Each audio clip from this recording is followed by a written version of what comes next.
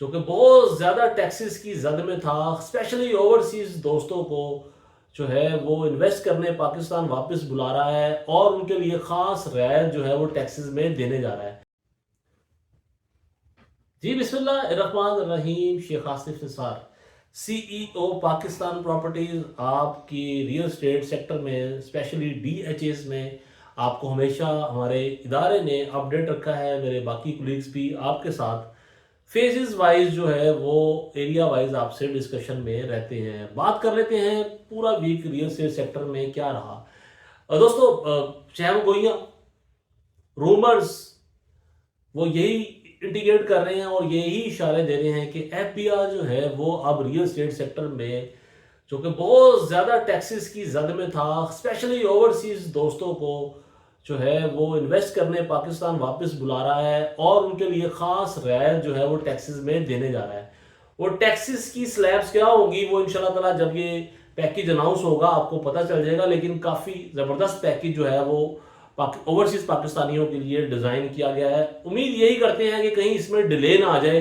जिस तरह पहले भी हम ये रूमर्स और ये बातें कर रहे थे, ये रूमर्स था मार्केट में, लेकिन वो डिले हो गया।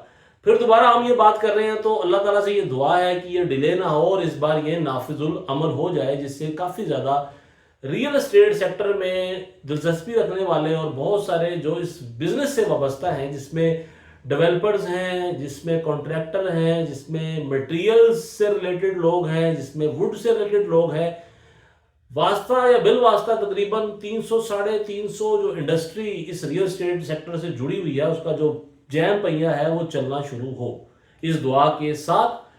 अब हम बात कर लेते हैं पूरा वीक क्या रहा। दोस्तों, 20 लाख रुपए में कोयटा की फाइल जो 22 लाख पे गई और वापस अब 21 लाख रुपए पे खड़ी हुई है।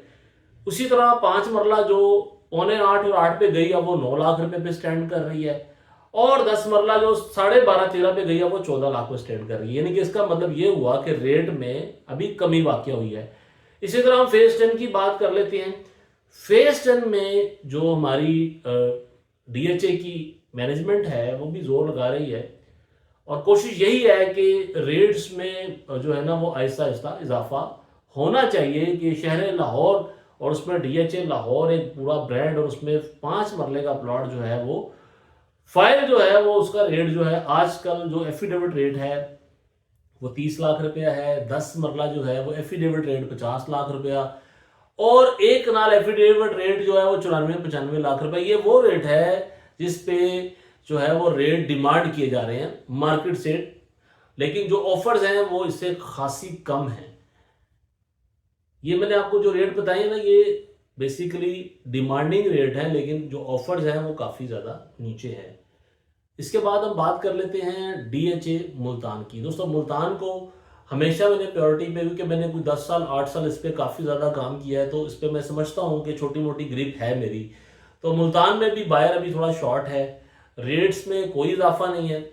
कहीं पे कोई कस्टमर ख़ास आ जाए और सेलर और बायर में रेट्स में अंडरस्टैंडिंग हो जाए तो डील हो जाती है। जिस तरह पहले बयानास थे, टोकन थे, मार्केट में जंप था, अब इस तरह की कोई बात नहीं है। जो भी डील्स हो रही हैं वो मेच्योर हो रही हैं क्योंकि वो डील जो है वो सेलर और बायर की म्यूचुअल अंडरस्टैंडिंग से हो रही है। बीच में जो एक इन्वेस्टर था वो बीच में नहीं है क्योंकि डेफिनेटली मार्केट में उस तरह की जान नहीं है। भावलपुर का भी मिला जुला रुझान है। और बात कर लेते हैं लास्ट में डीएचए गुजरांवाला की।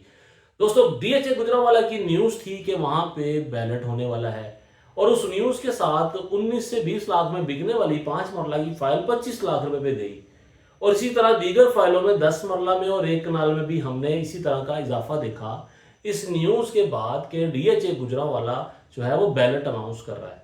तो दोस्तों, हमने देखा कि डीएचए गुजरांवाला की मार्केट में जो है वो पॉजिटिव मूड देखा। बाकी मुल्तान और कोयटा और भावलपुर यहाँ पे भी हमने मार्केट में कोई पॉजिटिविटी इतनी खास देखी नहीं और लाहौर में थोड़ी पॉजिटिविटी हम देख रहे हैं क्योंकि वहाँ पे रेट्स में हमने फाइलों में ईद के बाद इजाफा देखा। दोस्तों, ये थी पूरे हफ्ते की अपडेट और एक बार फिर आप दोस्तों की बहुत सारी दुआएं हमारी तरफ से कि अल्लाह ताला आपको अपने हिफ्ज़ो अमान में रखे, आपको वहाँ पे आपके कारोबार आपके बिजनेस की हिफाजत फरमाए। इसी दुआओं के साथ दुआओं में याद रखिएगा। हमें भी। अल्लाह हाफिज़।